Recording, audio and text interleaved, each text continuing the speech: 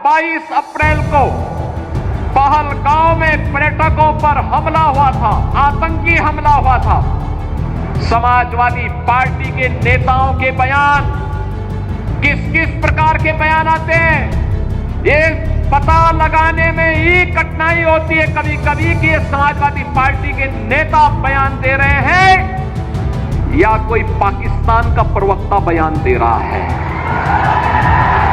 ये पता लगाने में ही कठिनाई हो जा रही है।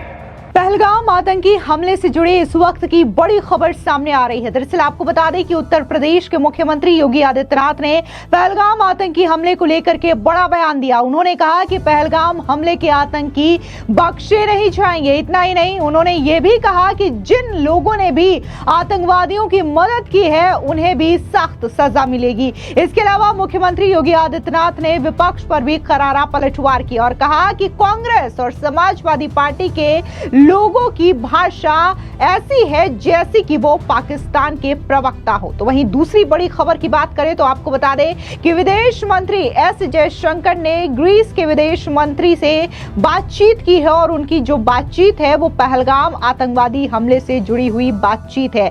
इसको लेकर के काफी ज्यादा चर्चा हो रही है क्योंकि सीधे तौर पर ग्रीस ने भी जो पाकिस्तान की ओर से ये टेरर अटैक हुआ है, अंजाम दिया गया है, उसकी घोर निंदा की है। इसके अलावा आपको बता दें कि सरकार ने बड़ा फैसला लेते हुए जम्मू कश्मीर के 48 टूरिस्ट स्पॉट को बंद कर दिया है। सबसे पहले बात करते हैं उत्तर प्रदेश के मुख्यमंत्री योगी आदित्यनाथ के उस बयान का जहां पर उन्होंने पहलगाम आतंकवादी का जिक्र करते हुए कहा कि पहलगाम में जो आतंकी हमला हुआ है उसके किसी भी आतंकी को बख्शा नहीं जाएगा और इसके खिलाफ केंद्र की मोदी सरकार बड़ा एक्शन लेगी। तो वहीं दूसरी ओर जिस तरीके से विपक्षी दलों की ओर से बयानबाजी की जा रही है, पाकिस्तान को क्लीन चिट देने का काम किया जा रहा है, तो इस पर भी योगी आदित्यनाथ ने जम करके विपक्ष पर पलटवार किया और ये कहा कि जिस हिसाब से कांग्रेस और समाजवादी पार्टी के नेताओं की बयानबाजी है, ऐसा लगता है कि वो देश के नहीं बल्कि पाकिस्तान के प्रवक्ता बन चुके हैं। सुनिए क्या कुछ मुख्यमंत्री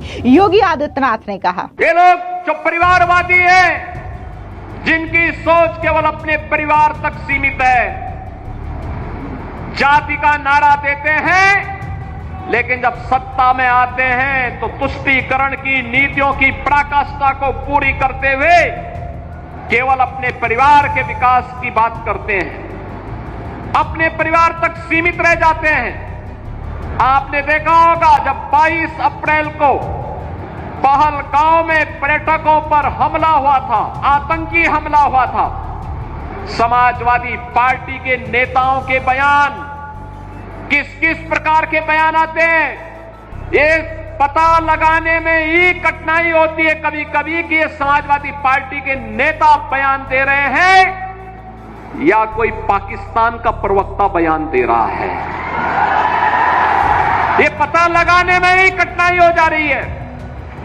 आपने कल समाजवादी पार्टी के एक पदाधिकारी का मुंबई में दिया गया बयान देखा होगा। इससे पहले कानपुर का एक नौजवान अपने परिवार के साथ गया था पहलगांव, स्वर्गीय शुभम द्विवेदी की निर्मम हत्या कर दी गई। जब पत्रकारों ने समाजवादी पार्टी के अध्यक्ष से पूछा कि आप समाजवादी पार्टी आप वहां क्यों नहीं गए, तो उन्होंने कहा कि हमारी पार्टी का थोड़े था। कितना दुर्भाग्यपूर्ण और शर्मनाक बयान है। बहनों और भाइयों, देश की संवेदना होनी चाहिए अपने नागरिकों पर।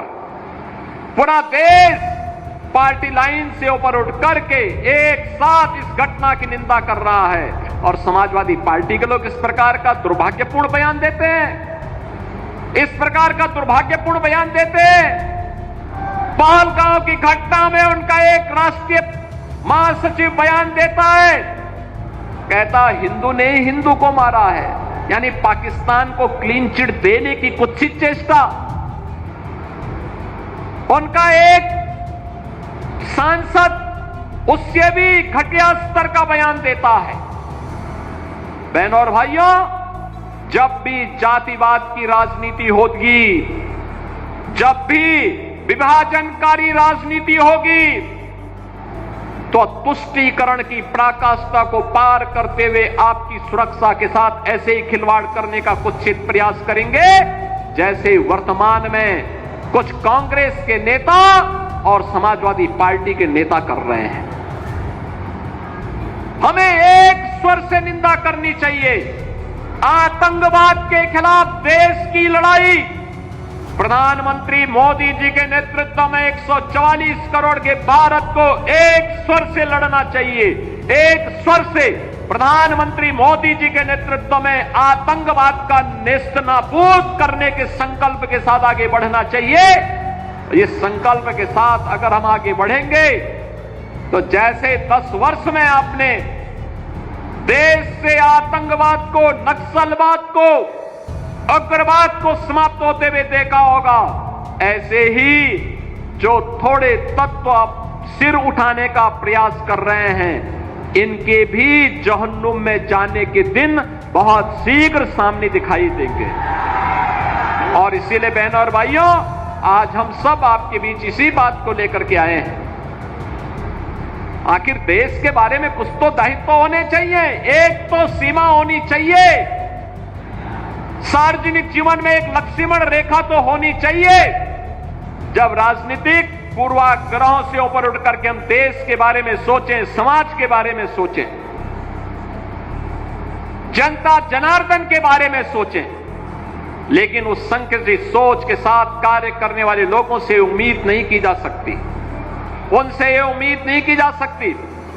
उनके समय में विकास नहीं हुआ। इसके अलावा आपको बता दें कि विदेश मंत्री एस जयशंकर ने ग्रीस के विदेश मंत्री से इस पहलगाम मुद्दे को लेकर के बातचीत की। दरअसल खुद विदेश मंत्री एस जयशंकर ने इस बात की जानकारी सोशल मीडिया साइट एक्स पर साझा करते हुए कहा कि ग्रीस के विदेश मंत्री जॉर्ज गेराप्राइटिस के साथ अच्छी बातचीत हुई है। पहलगाम आतंकवादी हमले पर चर्चा हुई। सीमा पार आतंकवाद के खिलाफ ग्रीस का कड़ा रुख सराहनीय है। हमारी रणनीतिक साझेदारी हमारे संबंधों की गहराई को दर्शाती है। आपको बता दें कि ग्रीस मई 2025 तक के लिए यूएनएससी यानी कि संयुक्त राष्ट्र सुरक्षा परिषद का अध्यक्ष है। वहीं दूसरी बड़ी खबर की बात करें तो आपको बता दें कि पहलगाम के बैसरन घास के मैदान में हुए भयावह आतंकी हमले के बाद जम्मू कश्मीर सरकार ने मंगलवार को एक बड़ा कदम उठाते हुए घाटी के 87 में से 48 पर्यटन स्थलों को पर्यटकों के लिए अस्थायी रूप से बंद कर दिया है। दरअसल सरकारी बयान के मुताबिक जो टूरिस्ट स्पॉट बंद किए गए हैं उनमें यूसमर्ग, तौस मैदान, डूट पथरी, अरहल, कौसरनाग, बंसल, करवन डाइवर, बंसन वैली, बुलर वाटरफॉल समेत ऐसे 48 टूरिस्ट स्पॉट है जिन्हें बंद कर दिया गया है। इसमें सबसे ज्यादा गौर करने वाली बात यह भी है कि इसमें जो सूर्य मंदिर है जो कि एक ऐतिहासिक धरोहर भी है, इसे भी फिलहाल के लिए बंद कर दिया गया है ताकि वहां पर कोई भी टूरिस्ट ना जा सके। अब जिस तरीके से ये जम्मू कश्मीर सरकार की ओर से फैसला लिया गया है, माना जा रहा है कि इससे घाटी जो है वो सूनी पड़ जाएगी। दरअसल घाटी में हुए इस आतंकी हमले का असर टूरिज्म पर भी साफ नजर आ रहा है। श्रीनगर एयरपोर्ट पर पर्यटकों की आमद में भारी गिरावट दर्ज की गई है। स्थानीय प्रशासन के मुताबिक बाकी बचे पर्यटन स्थलों पर सुरक्षा व्यवस्था को और मजबूत किया गया ताकि पर्यटक खुद को सुरक्षित महसूस करे। लेकिन जिस तरीके से पहलगाम में यह आतंकवादी हमला हुआ है उसके बाद से ही देश में कई सारे ऐसे लोग मौजूद हैं जो कि कहीं ना कहीं इस आतंकवादी हमले को लेकर के मोदी सरकार को टारगेट कर रहे हैं और पाकिस्तान को क्लीन चिट देने का काम कर रहे हैं। इसमें बहुत सारे ऐसे लोग हैं जो कि खुद को लोक गायक बताते हैं, बहुत सारे इन्फ्लुएंसर्स हैं और इतना ही नहीं, कई सारे पॉलिटिशियंस भी हैं जो कि बकायदा पाकिस्तान के समर्थन में बयानबाजी कर रहे हैं। कांग्रेस के कई सारे नेता हैं जो बकायदा ये कह रहे हैं कि भारत को पाकिस्तान से युद्ध नहीं करना चाहिए, बैठ करके आपसी सूझबूझ के साथ बातों को हल करना चाहिए। तो कुछ कांग्रेस के ऐसे भी नेता हैं जो ये कहते हैं कि अगर भारत पाकिस्तान में युद्ध हुआ तो भारत की हार सुनिश्चित है।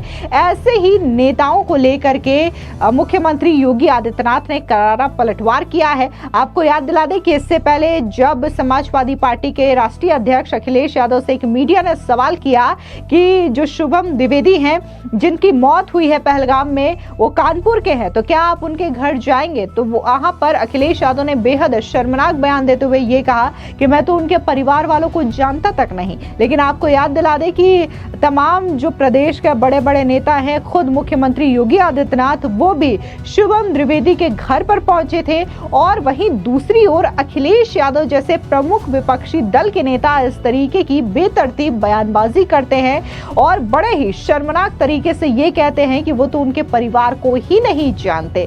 तो इस तरीके की बयानबाजी और फिर पाकिस्तान पर जो सवाल उठ रहे हैं, आतंकवाद को जिस तरीके से पाकिस्तान भरण पोषण करता है, उन्हें शय देता है, और उसके बाद यही आतंकवादी हिंदुस्तान पर आतंक का तांडव करते हैं, आतंकवादी हमले करते हैं, और उसके बाद यही नेता जो कि भारत में रहते हैं वो इस तरीके की बयानबाजी करके पाकिस्तान को सही ठहराने का काम करते हैं, पाकिस्तान को समर्थन देने का काम करते हैं।